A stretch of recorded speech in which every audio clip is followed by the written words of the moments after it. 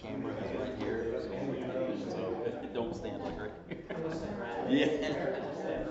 I did that last meeting. And then, so I can. So is this a painting?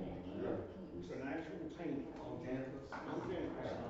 And the 1890, so it's 130 some years old. It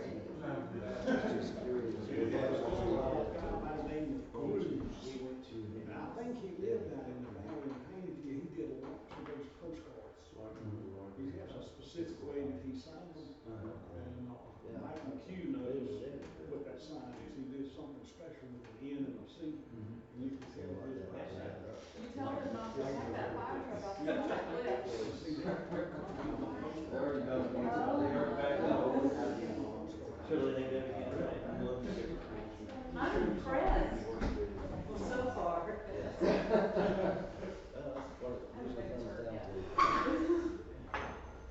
Oh, you come down there pretty quick. I know. I've been creeping. Oh, I would have been creeping and calling the car and going down. So who's your tree guy? David Price. Did y'all figure out what line it was? I know everybody's trying to figure it out. So it's cable and power. Okay. When that happens, both companies want the other company to cut their line. Yep. But so Duke ran underground power up there. Okay. So the power line was full power line. So they're not because it's not affecting any of It their never stuff. happened to us that way.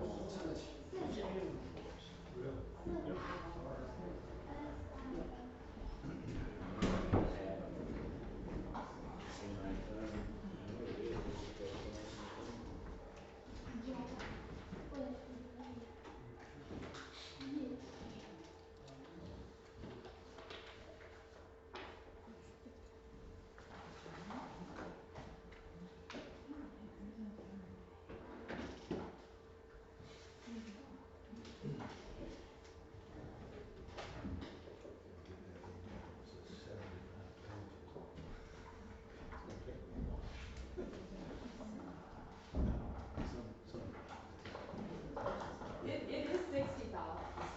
It's 65 and it's You heard between that is at one point I was like, I'm gonna let the printer like have a printer before I can do this. She's got her own. Yeah. It's all right.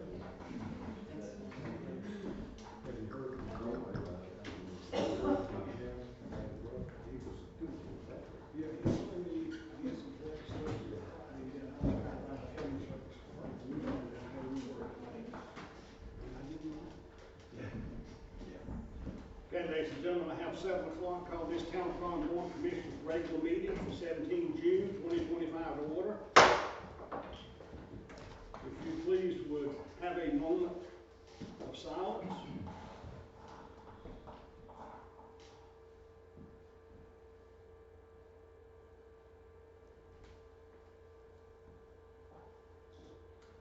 Thank you. Mr. Rotan, everybody stand for the pledge of allegiance. I pledge Allegiance to the flag of the United States of America and to the republic for which it stands, one nation, under God, indivisible, with liberty and justice for all.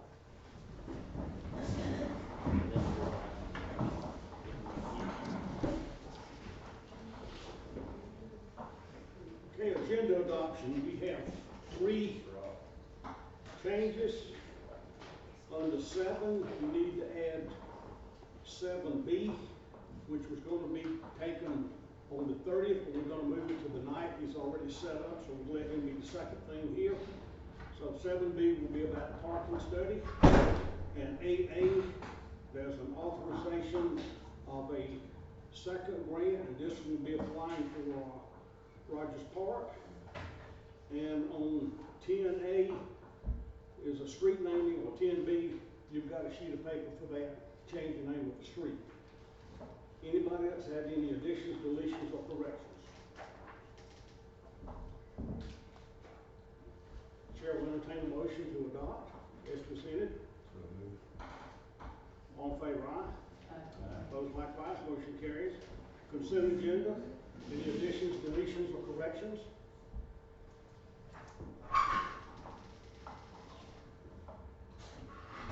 Chair will entertain a motion to adopt. All in favor, aye? Opposed likewise, motion carries. Item 6, lien damages and restoration. We continue to meet with our FEMA representative and consultant on a weekly basis, entering and adjusting each itemized report. Brad and I will be working on the horse show office and barns and the soccer field and the walking path this week, moving that through the system. We have received $288,000 in reimbursement from the state so far, and we are approved for another $306,000, which should be arriving any day now. Taking that into consideration, and the loans that Jim has previously mentioned in other meetings, which we have signed, we signed purchase orders to repair the culvert by the entrance, the open air gym, the Lara Field, and the Packlet Bridge. So that's where we're at with that right now. If you have any questions. Where do we stand on the capital as of yet? We received the assessments. We're looking at our options right now, and now some new rules have come into play with in the availability of flood insurance pre and post storm. We'll have an update for you at the next meeting, or I'll try to get some more info for the recess. Not good, I don't like this, we were gonna lose it, we have to tear it down. Well, I hope we can save half of it and then rebuild it somewhere, or find somewhere.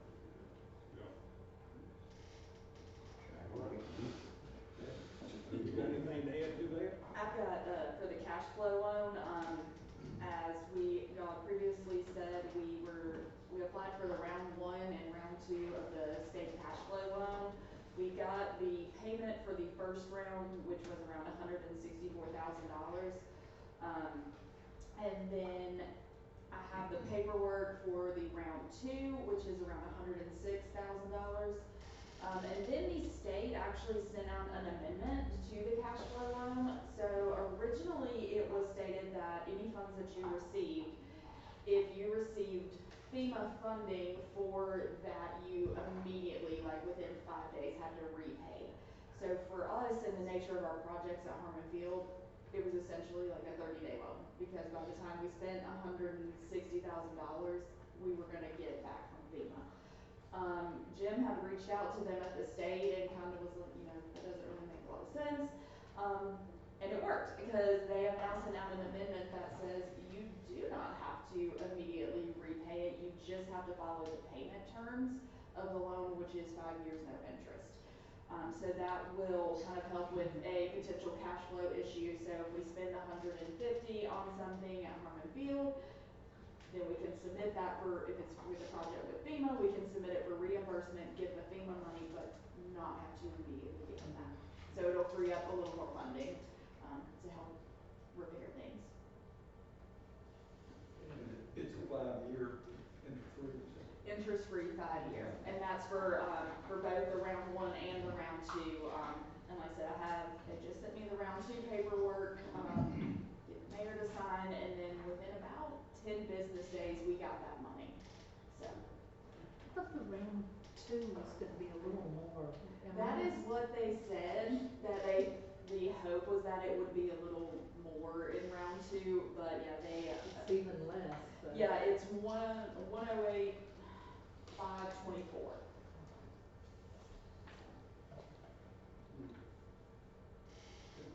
So I just, my recommendation would be, if you all want to pass a resolution to sign the amendment to the original cash flow loan, agree to the new terms. Do I hear a motion? Make a motion. All those in favor, aye? Opposed likewise, motion carries. That'll be ready for my signature tonight or tomorrow. I got it right. Okay. I got it. Get it before we leave. All right, let's move on to item 7A, the parking. Okay, so a few months ago, the town hired the Foothill Regional Commission commission to conduct parking study for the downtown area.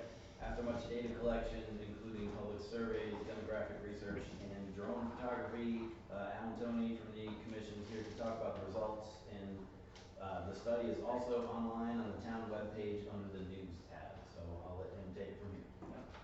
Thank you, Mr. Daniels. Thank you, Mr. Mayor, for allowing me to be here tonight. As mentioned, my name is Alan Toney. I'm the Community and Economic Development Director at Foothills Regional Commission. We're your regional council of governments. We serve all the local governments here in Polk, but also Rutherford, McDowell, and Cleveland. So I have a total of 29 local governments, and it's a lot of fun. It keeps me very busy, and I do appreciate being early on the agenda. This is my first of 3 night meetings this week, so I very much appreciate it. So our goal really with this is we wanted to understand the current parking conditions right here in downtown Tryon, but we also wanted to do some projections with what those future needs and what that future is going to look like. So we're doing a little bit of tea leaf reading, we're doing a little bit of looking at our crystal ball, a little bit here, but generally speaking, we know kind of what the economic impacts of things like the Saluda Grade Trail really look like. On our process, we joke about it because it's called the 3-legged stool approach. We look at what your data says about your community, what the data is saying about your downtown. We look at public input through that survey process that we talked about. And then we look at what best practices with parking, with downtowns, with economic development, with communities, with rails to trails even. We look at what all of these are and say, okay, this community tried this and it didn't really work, so why, maybe it wouldn't work here. Well, this community tried this, it seemed to be really successful. Looking at these things and kind of gauging those effectiveness, but also their cost, right? We always will be cognizant of what's our return on our investment and what's our money looking like. So I want to start with kind of our data, our demographics. Our population here in Tryon is a little over 1,600 people. Big things to hit on. Over 35% of your population is 65 plus. So 1 in 3 residents of the town of Tryon is over 65 years old.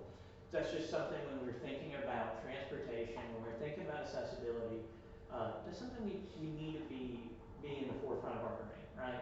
Hey, we need to make sure this is ADA accessible or something similar. Education and healthcare, that's your top, a little over 20% of all folks who work in the town of Tryon work in these industries. So that's who live here, that's where they're employed. Education, healthcare. Any questions about this?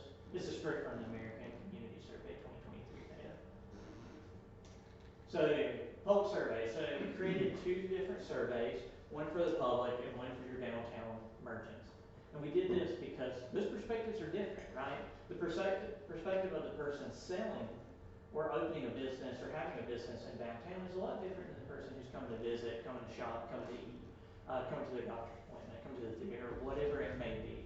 We had over 406 responses, with the vast majority of those folks, a little over 380, living in Tryon. This is a 25% response rate. That's fantastic. Anything over 10% is just really, really, really excellent for surveys. Because, there's no twist on the bar saying you need to take the survey. We don't offer any money for taking the survey. This is just people doing it to give their opinion, to give feedback to a community they love and appreciate, right? So I want to say kudos to Tryon on this. This is a really good response rate. I've been doing a lot of long-range planning. I've done a lot of long-range plans, and this is one of the better response rates I've ever seen. So what kind of, we kind of asked some simple questions in the survey, and in the plan, in the back end, on kind of the data section, we have all the survey responses on the data. But we want to hit the high points for you guys tonight because I know you got a long agenda. How often do you find parking easily when visiting downtown Tryon? And the big thing is we're looking at most of the time and always really dominating the responses here. Most folks say, you got some folks here. That's, it's close for second, third, but this is family second. Sometimes we find parking easily. And then very few saying rarely or never. This is completely a perspective kind of thing. Hey guys, please interrupt me anytime and ask questions. I'm always happy to answer. So one thing we asked, how would you rate the overall availability of parking in downtown Tryon? And this is where we get some interesting kind of conflict, right? With what we just saw. But we asked them, how often you find parking? Well, how would you rate the availability? Most people said adequate or somewhat inadequate. And then kind of, you should think of these as both tied for first. They're very, very close, right, within a margin of error. But here, if you look, somewhat adequate, very adequate. Okay, and so a lot of people still are satisfied with their parking here, and then of course very inadequate come into this. So it's nice to see these two kind of points mesh up, which is never and rarely with very inadequate. So there's things coming together there. I know it sounds funny, but we're seeing consistency in answers and in perspective.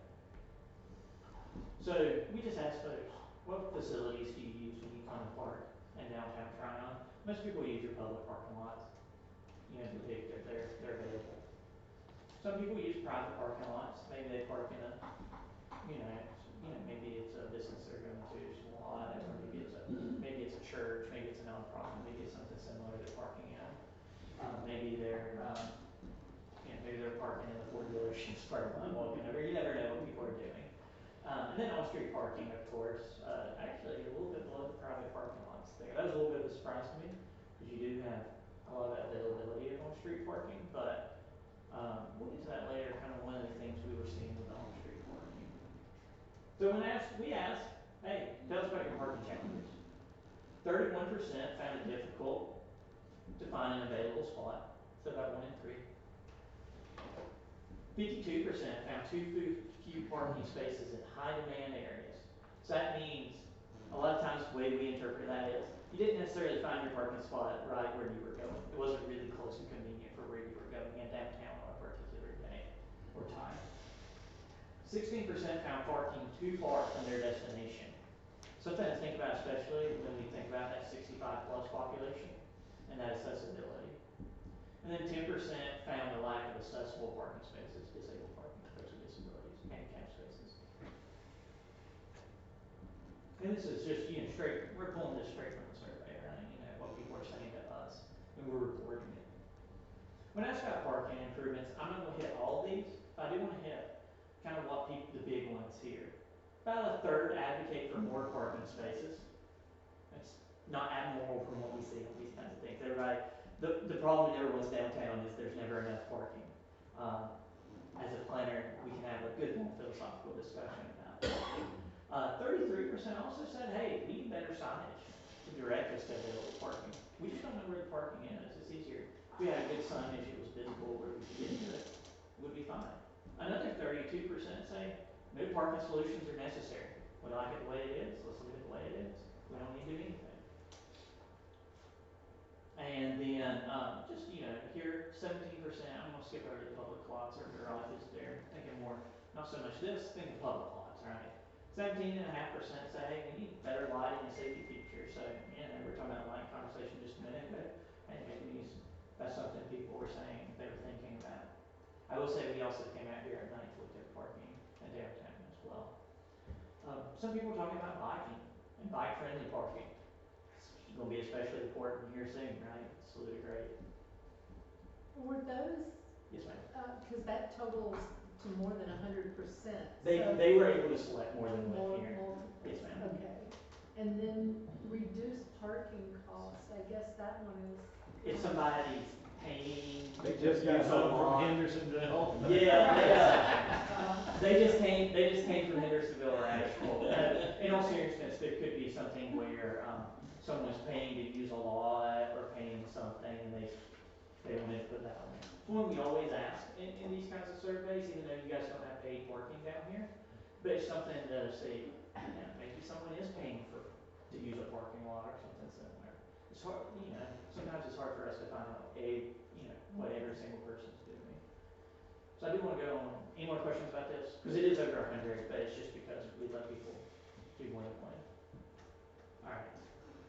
Merchant survey. So we got some merchants. So we had a whole separate survey for the merchants in downtown. And we asked them similar questions, but not exactly the same, more from the business owner perspective and the business perspective. We had 22 responses. Once again, it's a good response rate. Very happy with it. I told him I was so happy with it. We were happy with public engagement on the survey. Like we were like, oh man, we can spend more time on the droning and the data and the recommendations because I got to make some trade-offs there sometimes. So one kind of thing, just a big thing to hit here. 40% said they had fewer than 5 spaces for their customers. And what they're thinking about typically here is the space they're trying to bring my business on Main Street, that on street parking that we talked about earlier, what we're thinking about here. And it's interesting because you see the disconnect between what the people in town, what the people who are coming downtown are saying versus what the residents are saying. 54% said customers are experiencing parking problems. 54% said often. 36% said sometimes. So there's, when you compare it to, this guy right here, there's a discrepancy there. There's a discrepancy. I just want to point that out. Not necessarily we have to do anything with it. I just like to point out interesting data. And things for us to think about, right, as a governing body. So we asked, do you believe that improved parking would increase customer service, customer visits to your business? 31% said yes somewhat, 27% said yes significantly. So if you think of answer as a combined yes, I mean it's roughly 59%. That doesn't mean we have to go install, Walmart parking lots in front of every single business, but it is the perspective, right, of the business owner in downtown. When asked about the business parking related challenges for their business, respondents said pretty big here, 40% insufficient parking spaces. And then down here, 31% said parking located too far from their business, once again. And then that lack of accessible parking spaces, that accessibility component that we talked about. And then there's a steep drop that gets into limited parking duration, poorly maintained or unsafe parking areas. 5% said none, 4.5% said none. They said we have no challenges, we're happy with it. We love whatever's going on right now.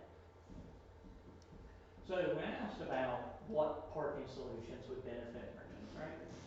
68% said improve signage. We're seeing that signage comment pop up again. And this is, once again, this is over 100, so it's multiple answers. One said expanded public parking. We always include the garages on there because we like to see, it's a little bit poking the bear a little bit to see what people say about it. We do not recommend parking garages, I promise, in our recommendation. But we always like to see what people's response is. 41% say more on-street parking. 22% say increased parking enforcement. Or time limits or something similar. 18% say they want reserved parking for employees. Kind of an interesting data point here. I'm not going to, small town politics for me there, but just an interesting point to see. So we kind of broke these up in key themes that we heard throughout the survey. And there's more questions, more answers, and more responses. And what I would say is, if you need some reading before you go to sleep, perfect thing to take a look at because, most people don't want to read surveys that are free time. So a lot of people said, hey, we want to keep our small town charm, our small town culture, our small town feel. We don't need big giant parking lots. We heard this overwhelmingly. We don't need big giant parking lots. We don't need the parking garages. We don't need all this kind of stuff. We want to keep our small town charm. We love the feel of Tryon. We want to keep it that way. Yeah, hear you loud and clear, guys. Yeah. Improvements of current parking. Hey guys, we think there needs to be some better navigation to our parking. We think maybe there could be some better delineation, or striping, or painting, or buffering, or something similar there to help us get there. Finally, that accessible parking, coming up again, right? Hey, what's our accessibility looking like for folks who may have issues with mobility? We always use, we joke about it, but myself and my staff who worked on this, we used the stroller test. I have a guy who worked on this, he has 2 young girls, and we say, hey, would you feel comfortable pushing your daughter in a stroller test? Do you really feel safe for you to access and that kind of thing? That's our stroller test. You're gonna learn a lot of scientific terms, don't worry. You're welcome to use that one anytime. Finally, we're talking about safety concerns. One thing we heard is, hey guys, we're concerned about these larger trucks. Trucks are getting bigger and bigger. I have a mid-sized truck, and it's the size of my dad's full-size truck from 10 years before. Trucks are getting larger and larger and larger. And when you have that on a narrow downtown street, right, it would stick out. People are having to come across the double yellow line to get around or something similar. It also makes it hard when you're backing out, can make things challenging, genuinely can. And finally, people talk about parking enforcement throughout. Hey, hey, we want you to enforce the parking rules, whether it's time or something similar. That takes staff and time and that kind of thing. But something that anything else that sticks out to y'all on this, any thoughts y'all have? Not hearing any, I'm gonna keep on moving. So we also did some parking visuals that were super fun. Thanks to Tim for coming out here with us. But we took a drone. We have a drone with a 4K camera, and we took pictures of the entire downtown Tryon. It's a lot of pictures. Been a good bit of time. And then we inventoried the parking spaces in downtown Tryon. There's some mapping, and then a good old-fashioned intern who could do a lot of counting at that point, because that's a good intern job, right? Count parking spaces. Make sure our mapping makes sense, right? So a good way to think of this: you got 3 parking spaces in your downtown for every 7 residents, or you have 4 parking spots for every 5 households. So we could get 80% of the households into downtown Tryon, and they would have enough parking for them. It's really cool to think about.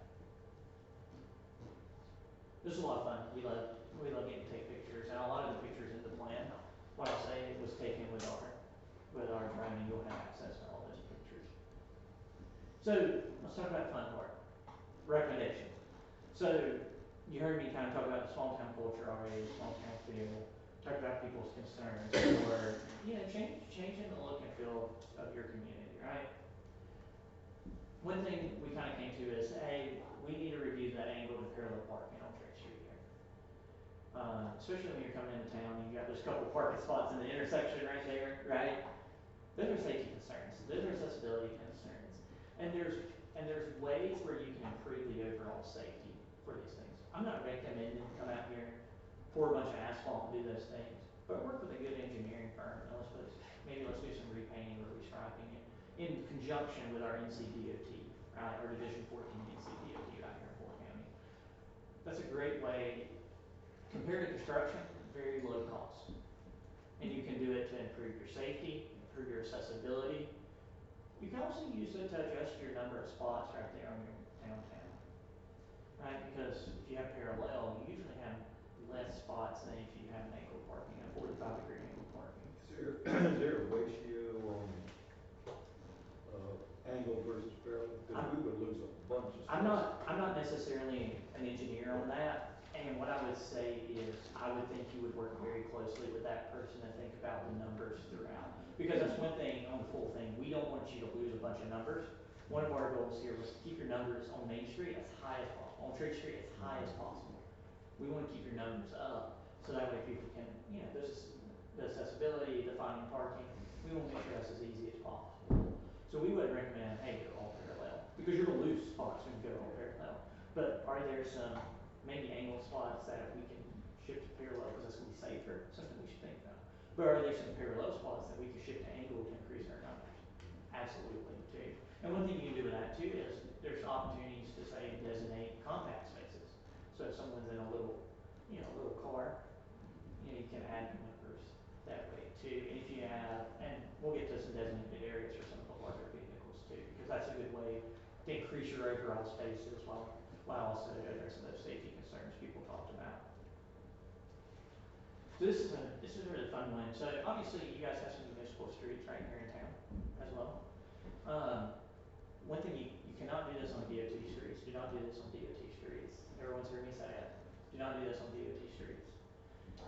But on municipal streets, you can do these temporary kind of solutions with cones, with bollards, with rope, that kind of thing. And to say, hey, maybe this works for some parking spots here. Or maybe this works for some bike accessibility here. Or for some ADA here. It doesn't have to be permanent. It can be as simple as a spray can and some cones. It's a very low cost solution to figure out. And it allows you to experiment a little bit too. Well, did this work? Well, this didn't actually work. Let's try this instead. I'm sure if you asked Tim, he would love to go to spray paint the street a little bit. A little bit of graffiti. No, but it gives you an opportunity to try things on your municipal streets and see, well, what does our community use, right? What does our community actually take advantage of? really, like I said, a lot of this has been proven to improve safety, accessibility, gets the public involved, gets folks bought in, and it's really low cost. It's really cost effective. One thing, if you can't tell, I've really stayed away from big, high cost interventions on this, because I don't think you need that, and I don't think that's necessary at this point in time. Once again, we're getting in another low cost intervention, bollards and pavement markings. Paint and bollards. We can use bollards to improve safety for some, where folks are coming down the hill right here, right? And they come down and then they're standing kind of in the street, right? You know, or there are bollards there that can improve those folks' safety and accessibility. Can we do our painting, right, to where it's much more visible, shows that night more, that kind of thing. That's a really, big component to think about. Signage. We heard talk about signage already. Hey, signs are also very cost effective, right? We can do our signage saying, hey, large vehicle parking here, compact parking here, more parking this way. And you have signage throughout your town that shows people exactly where their parking is. And I'll tell you why this matters. So the other night, my wife and I went to Greenville, South Carolina, and they had Winter Jam going on. It's been a couple months ago now. And we were looking for a place to park downtown, and there was no signage at all about where to park. No signage at all. Didn't tell me anywhere about where to park, where I could park, where I couldn't park. So I was pulling in private parking lots that were for residents or businesses or something similar. And I was like, oh, I can't park here. Yeah, or it was full or something similar. That signage really does help. And it helps people of all ages, all abilities from driving. Because it makes it clear, it makes it visible, it makes it convenient for folks. One of the things you talk about, that enhanced kind of street lighting. Don't worry, you can point it down. You can point the street light down. But keeping those parking areas really nice, well lit, makes people feel safe, secure, and especially if it's downhill. So one of the biggest things people talk about a lot is if you have a parking area that's downhill and it's dark, people feel really unsafe. But with lighting, bring that up, people feel safe again. Also helps people see. If people are out and about, helps drivers, it helps pedestrians, everybody, brings everybody up. Maintenance programs, so ones that are publicly owned parking areas, let's figure out like a long-term maintenance strategy for those, making sure they're delineated properly, that they're striped regularly, that kind of thing. Hey, are we resurfacing like we should? Are we dealing with cracks, holes, that kind of thing? Designated parking areas for large vehicles. This is something we had a lot of conversation about internally, and something we heard a lot about. Trucks, like I said before, trucks are getting long, they're getting huge, vans are getting bigger. Every vehicle seems to be getting bigger now. SUVs. Designating some areas for these larger vehicles can improve safety and can increase the number of overall lots available. And so, like we talked about, we have such a good image of it because it's a truck in downtown, and you can see how far down it really is in the road. And we're looking at this aerial imagery, right? And we're saying, man, that's like if I was in my truck, I would have to come around into the other lane almost completely to get around this truck. And that's where, hey, we have designated spaces for that. We can avoid that unsafe interaction, right? We can also maximize those spaces right there on Main Street. If we have some designated areas for those folks. Those people are still going to be driving trucks and vans. I don't plan to get rid of a truck anytime soon, but we'll make sure that it has a designated parking area for those vehicles. Especially, I think the SUVs are big too now. Some of those like Tahoes or whatever, they are just massive vehicles. Designate compact parking. So we got the little cars and the big cars. If you're medium-sized cars, I'm sorry, you're just like to compete with everybody else. But that compact parking, hey, maybe there's some areas that don't make sense for where we could get maybe 2 or 3 normal size spaces, but maybe compact we get 5 or 6. Maximizing some parking and getting some folks in town. Then this is something that we see a lot of those compact vehicles, especially with the 65+ community. They don't necessarily need all the space, don't need all the things to maintain, but it's also a little bit lower to the ground a lot of times. Those accessible parking options.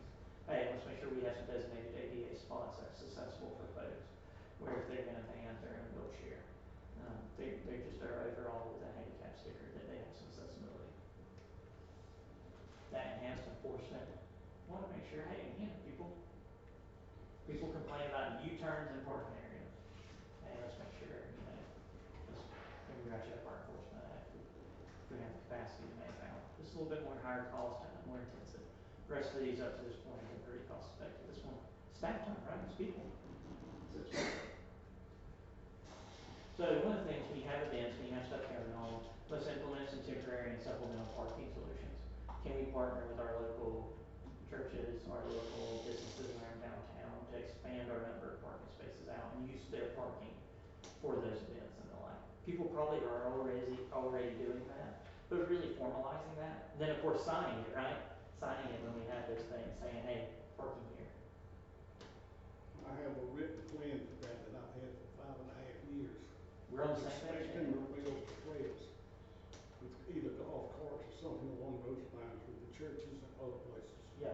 Yeah, that's one thing, you know, we use the example of First Baptist Church, right, just because it's really close downtown, it's really big. But that's a lot of parking spaces, you know, and on a Friday night, they're not necessarily being used, but on a Saturday morning, they're not necessarily being used. They may have events and stuff going on, but there's some stuff you can take advantage of there. That means where you have an agreement, and instead of you guys having to own another parking spot, and owning, taking land that could be someone's business or someone's opportunity to be parking instead, you can take that into some other folks' parking. You know, we talk about, hey, maybe there's a way to partner with your downtown merchants, your folks to designate some designated areas for employees, right? Yes, that may mean they have to walk a little further or something similar, but if what the merchant said is true on the business side of things, it should help their customers find parking, could help their business.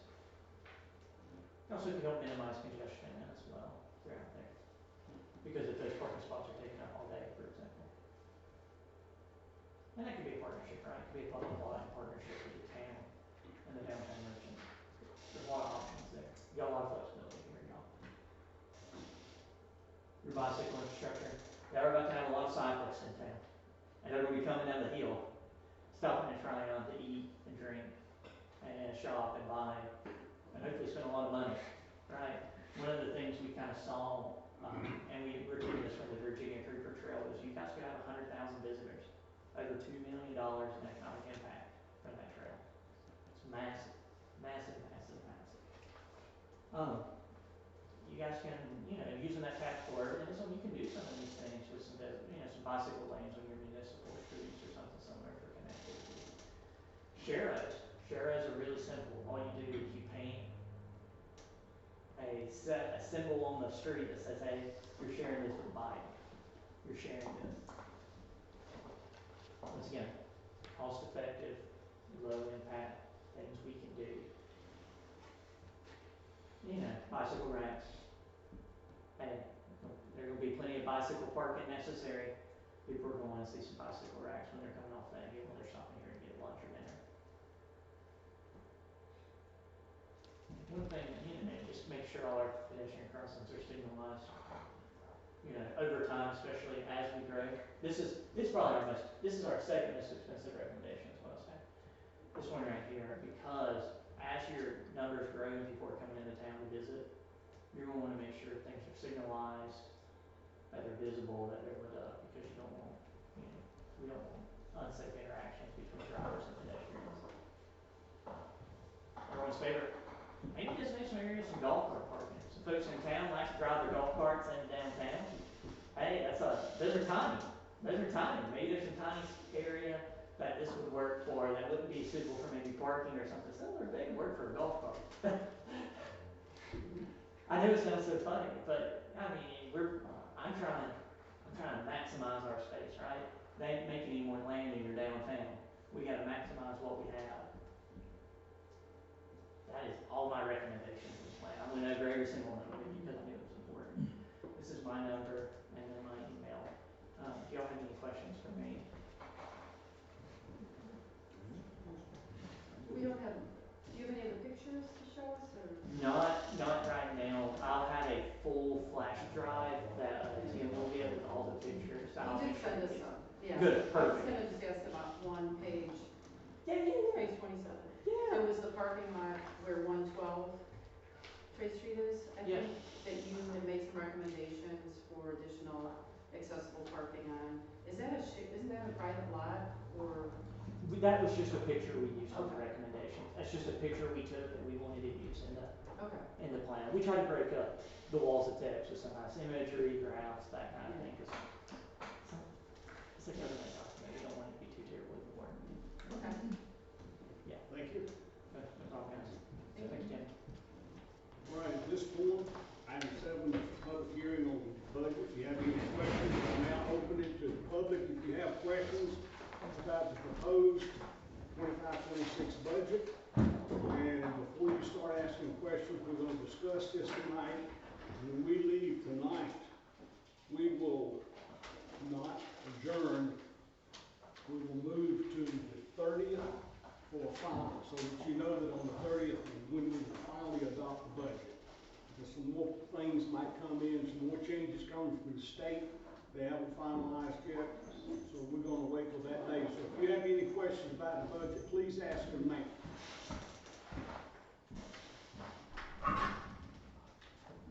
Are these handouts up here? Yes.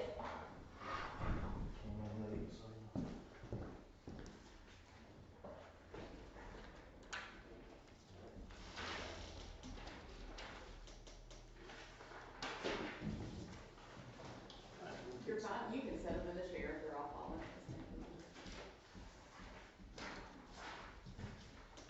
What is the Powell bill? The Powell bill? Our bill is the amount of money that we get from the state for streets and sidewalks, and it's predicated on the amount of miles we have that are inside the corporate limits. We get roughly 80,000. It's about 80,000, and they're saying it's probably gonna stay the same. Those numbers are valid through next fiscal year, that there's not a change with the state legislation.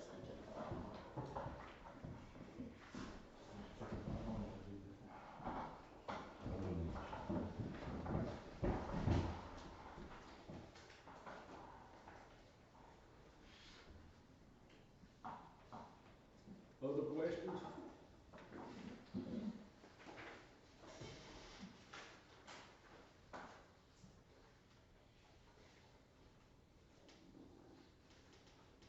Hearing none, I'll close the public hearing. Go to item 8, to authorize a grant application for the Tron Cemetery Beautification Committee. So as we talked about in the work session, the Trine Cemetery is in need of a lot of repairs. We have, in the budget to establish a separate cemetery fund, as donations come in or, cremation lots are sold. That money was kind of getting lost in the general fund, so we wanted to make sure it stayed separate. But on top of that, Mr. Fatman has worked with the cemetery committee. We filed a letter of intent with the Polk County Community Foundation for the Trine Cemetery Beautification Project. We did hear back from Noah Wood, who administers all the grants, and he said that that project would be eligible. We are currently estimating the cost at around $20,000. Half of that would be eligible for a grant through the Community Foundation. Questions further? And it's to cover everything that he talked about. So, help with the gravestone markers, the walls, the steps, and the signage. Any questions, comments? Chair will entertain a motion to approve. I make a motion. All in favor, aye? Opposed, likewise. And then we move to 8A, which is Rogers Park. Rogers Park grants. We are requesting to submit for 2 separate grants through PCCF as well. One is for a free community event that will have live music as well as food. The Parks Committee was interested in hosting a 25th anniversary event for Rogers Park, and we would really like to have that come together for this event. The second grant is also for Rogers Park. Is for park enhancements, which will include additional tables and chairs, shade tolerant plants, movable fence posts for the middle island, and mulch. We are still finalizing final numbers for both of these grants, Once we have them finalized, we will go over them with Jim, and then we'll bring it to you guys. Questions? Not Chair, I'll entertain a motion to adopt. I'll make a motion. All in favor, aye? Opposed, likewise, motion carries. Item 9, School Street, Emily. Yep. As some of you have probably noticed, School Street here, especially in the dip, is definitely starting to wear down. So we went out and, with the help of Andrew McAllister, helped us get 3 different quotes for paving, which you'll see in the agenda packet here. Given the length of the road that plans to start here, and they go up to the stop sign, so it will have to be paved. Most of the companies recommended in 3 different sections. Our recommendation, based on talking internally, is to go with Chargill paving. They come in at $79,545, and those funds will be covered by the money we have for the power bill.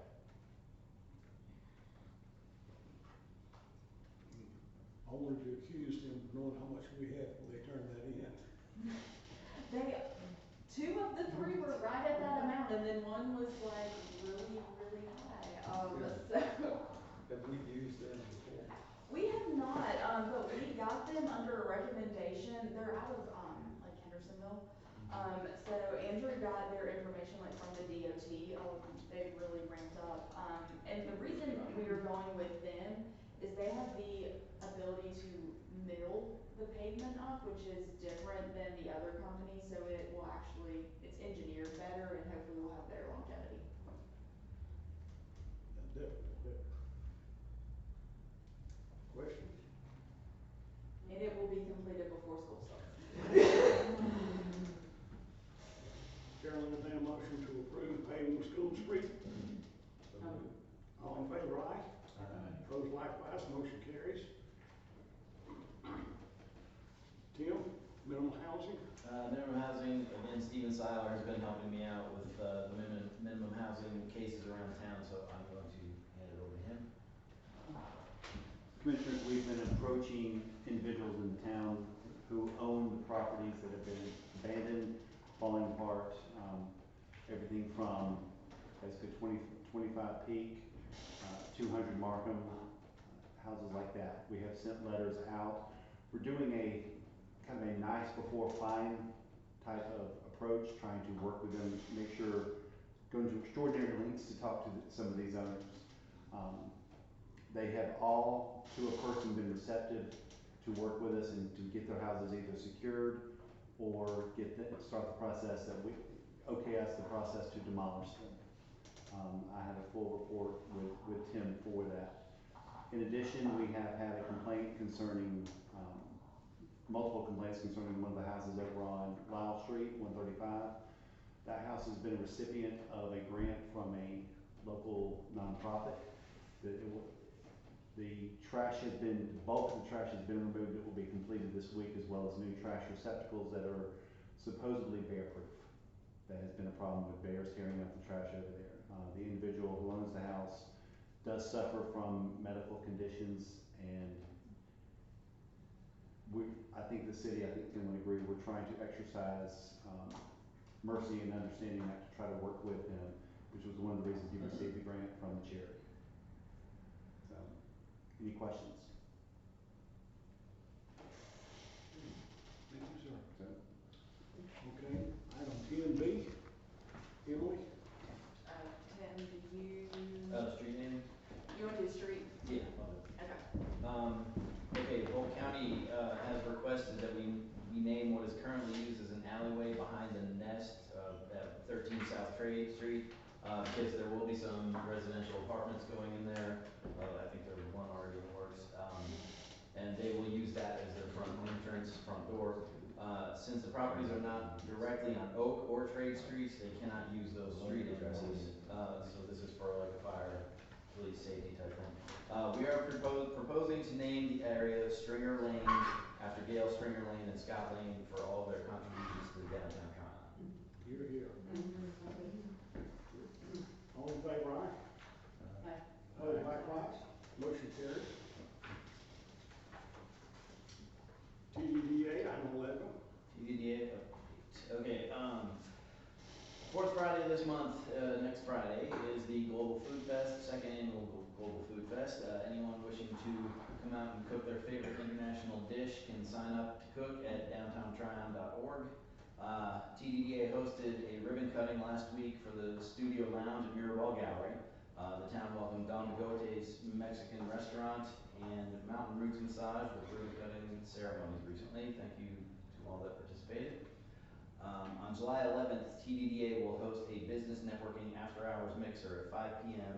at Carrie Bass Photography in her new location at 92 Packlet Street. We hope business owners come out to network with fellow business owners and get a sneak peek at this amazing new business in downtown Toronto, or relocated business in downtown Toronto. TDDA will hold its annual meeting on Monday, July 14th at 6 p.m. at Sunnydale in Toronto. So come on out. Are they doing judging for the food contest? Or? This one we just kind of said, come on down and eat. I don't think we're doing any judging. Cool. Yeah, it's just a come on down, hang out. Is it a fundraiser of any kind? No, it's just a thing. Community event? Yeah, we don't want to ask for money too much. People get tired of that. So, I mean, you can donate. I mean, that was a question, do we have? I mean, $1 a taste, it's not a big deal. I think it would be worth considering.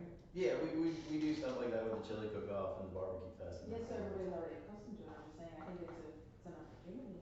Right. Well, we'll consider that. Okay. Item A there, street closure request 31 July from 4 to 8 p.m. at Depot Street for the Saluda Grade Trail Time. Yes, so Tryon was selected to host the signing for the Saluda Grove Trail.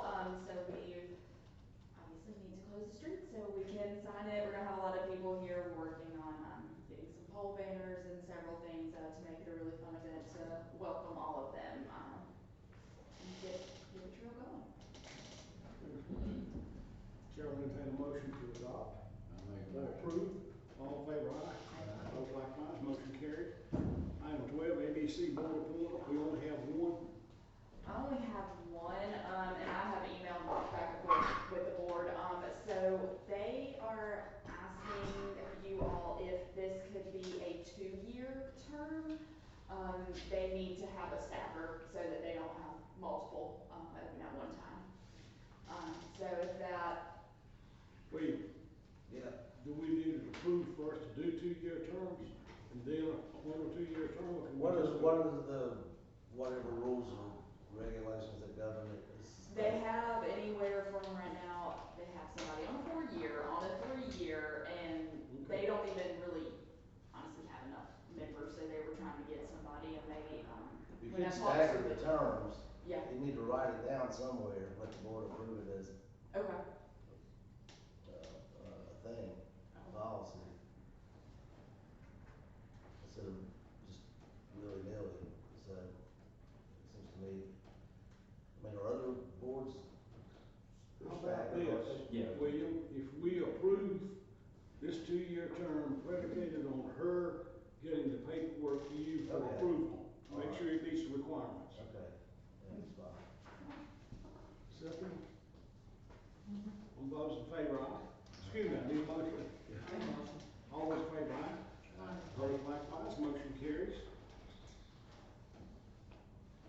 13, audit contract. Tim, do you wanna do the deck? Yeah, the deck, did you have a packet in front of you? This was the last minute addition. The deck of the Town of Toronto Depot building is deteriorated and needs to be replaced. Showing severe signs of rot. There's photos in there.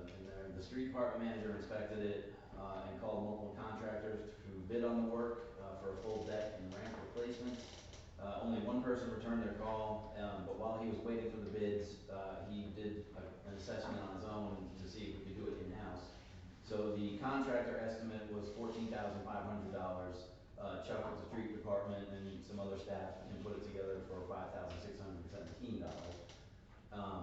So those are for a straight wooden deck. We also composite material deck, that would increase that price to, by $5,000 extra to 19,500. So, if I think $5,600 is a reasonable price for a new deck there, and we'll, maintain it and, treat it well, and, the idea is Can to we have. not put the same treatment that somebody put on it, that's why it's all rotten now? Absolutely. Okay. But the idea is to have it done by the July 31st event. For the So, signing. yeah, so that was another reason why doing it in-house, we can crank it out. And these tracks for our guys to install, I mean, you said it's another 5,000? Yes, well, he didn't get a tracks estimate, but he can, but when he saw the difference in price for the tracks versus wood, we just figured it was gonna. Trex is, I mean, you gotta have done it to do it quickly and properly, it just doesn't lay down like 2x8, 2x7. Clips and. How old is the current deck? Oh, boy, before my time here, I think. For the in-house It's estimate, probably 25 years now. Why go tracks? Now, here's the question, when did we do that? And it's about 23 to 25 years ago, because we got about 5 years left on that 30-year contract, so it's lasting about that long. And, okay, here's the question. What do y'all wanna go with? well, no, I have a question about the in-house estimate. Does that include labor? How many employees will be spent, and does that include labor costs or just material costs? They would do it during their regular. Yeah, it will be on call.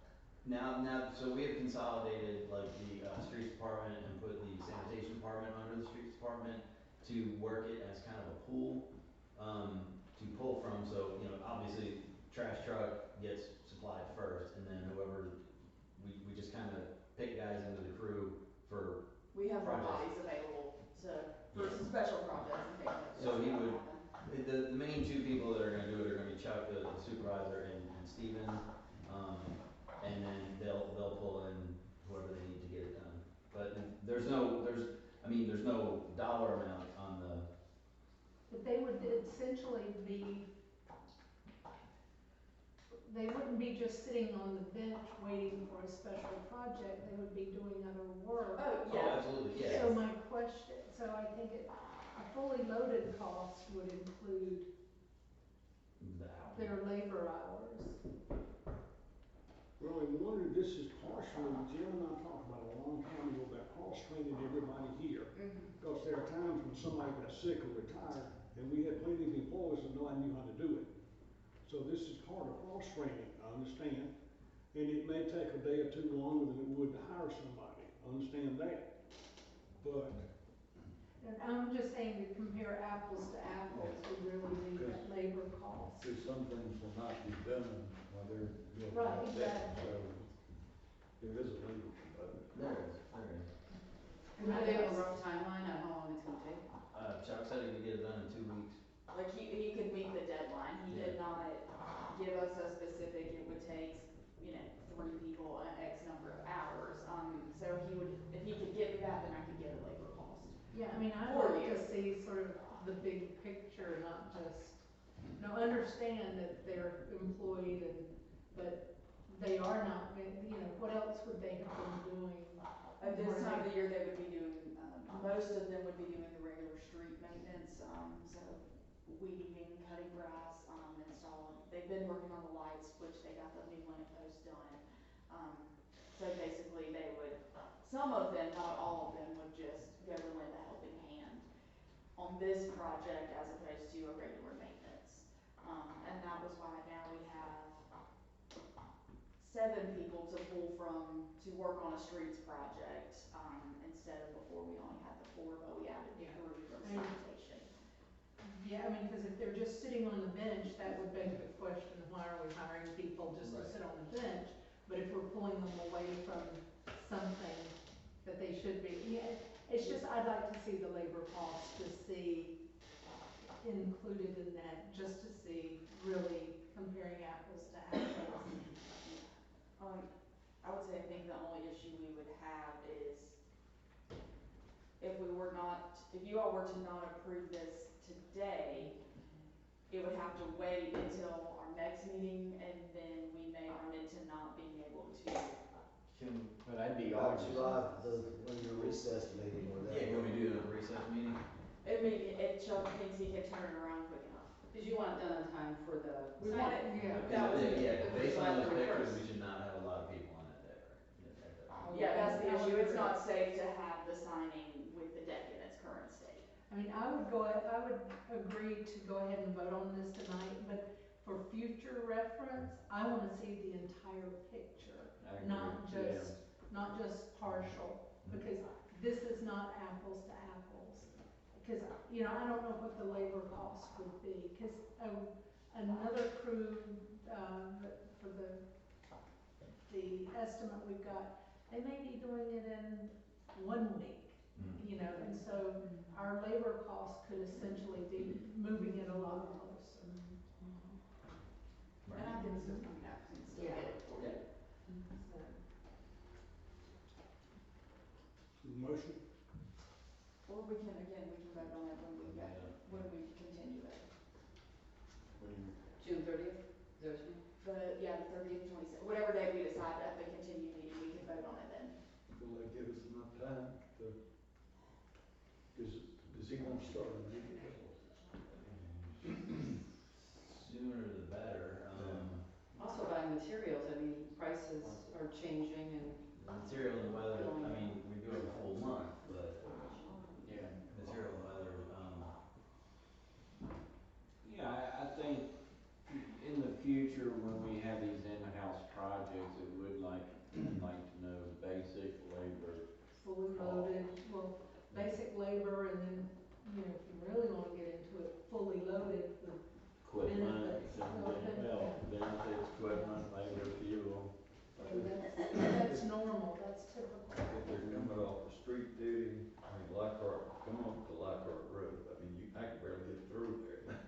well, their daily duties will they'll take priority over this, and it'll be, you know, send that guy to do that, and come back and you're done. So, And it's the ramp also, you said. the ramp as well, yes. I mean, I'll make a motion to vote on it. Okay, so make a move to, know which one, internal or external?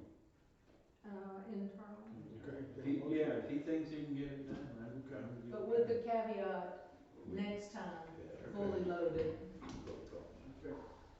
All in favor, aye? Vote likewise, motion carries.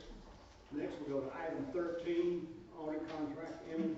Alrighty, as y'all know, our fiscal year is fixing to come to an end, so we had these are the same auditors we had this previous year, because they signed a contract for multiple years. This is the last year, on their contract.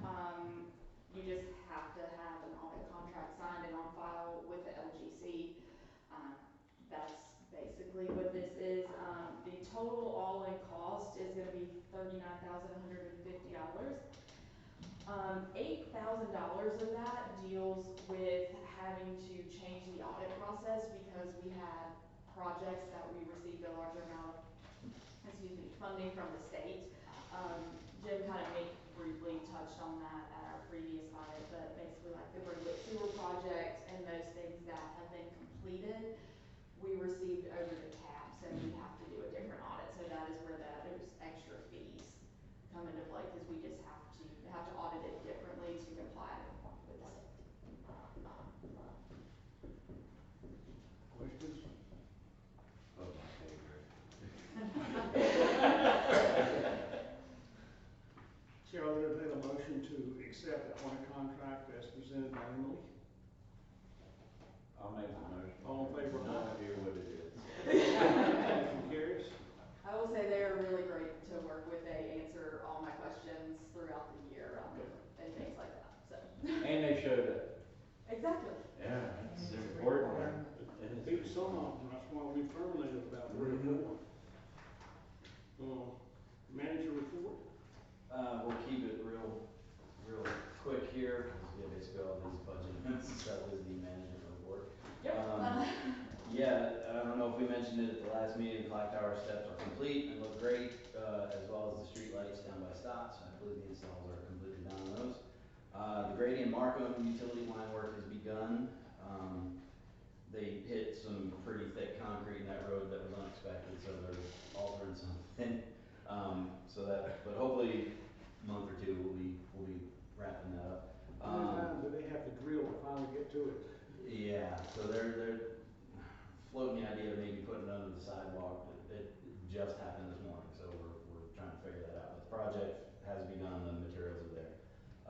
Reminder that council does not meet regularly scheduled in July, so don't show up to next month thinking there's gonna be a meeting here. I would also like to personally thank, and I think I can speak for Jim as well, thank the town for staff for keeping the lights on. Sorry, you. And keeping everything going.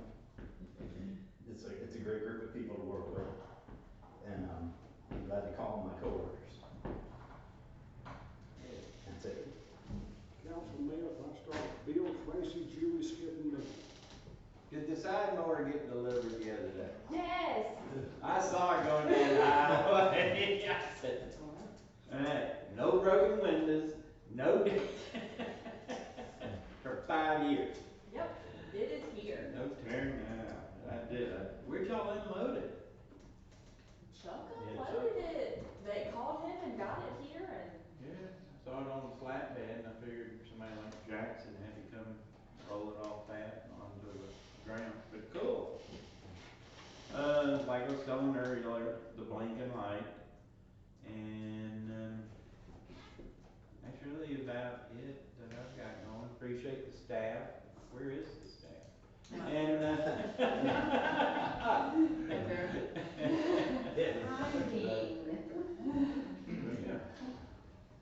That's it. Appreciate it, all y'all, and thanks, for the, citizens for coming out.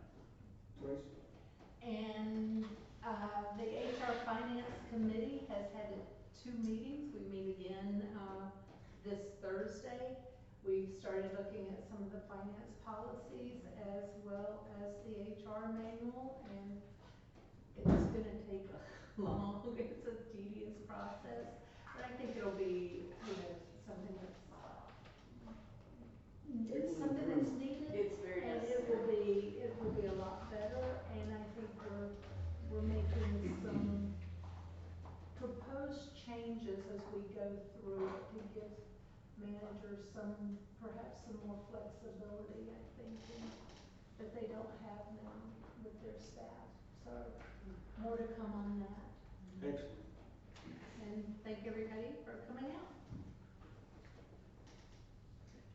Thank everyone for coming out, and, we do have the best staff. So I just wanna continue saying, everyone's always great to work with you.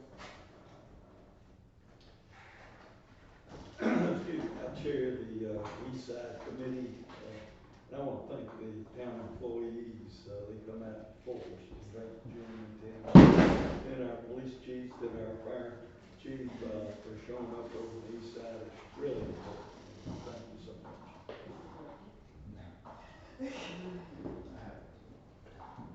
That's it? Okay, I don't have a lot to add. Jim is not here, he will be back probably next week. He's with his brother who may pass, and while he went to be with his brother, am I correct that his brother-in-law, or his first cousin?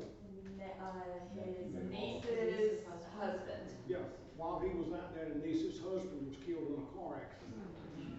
And we've had someone that was a parent this week, so we're here for you, but some days it's hard to be here, being honest. I appreciate that. Citizens' comments, if you'd like to say something, please raise your hand. Yes, ma'am? And I have a couple of things, but I'm going to come see Tim and talk to him about it. But what I wanted to say is, there was an issue at Herman Field about a week or 2 ago that came to my attention, unfortunately, on Facebook. And luckily I have Brad Gordon's number, and I texted him, and he got in touch with the two chiefs here, and the fire department handled the issue, and, I'm very grateful, and so was the woman who saw what had happened. There was some very ugly graffiti that was at Hermanville, very inappropriate. And I also want to thank, Stephen's not here, but I want to thank him, he came up and helped us on Friday with an issue with a resident in our neighborhood, and Scott has also been helping us with that particular resident as well. Very much appreciated. Thank you. Okay, that being said, Chair will entertain a motion to go into closed session to discuss property acquisition and potential litigation. Motion, I'll make a motion. all in favor, aye? Likewise. Okay, folks, we're gonna go into closed session in a minute. Thank y'all for coming.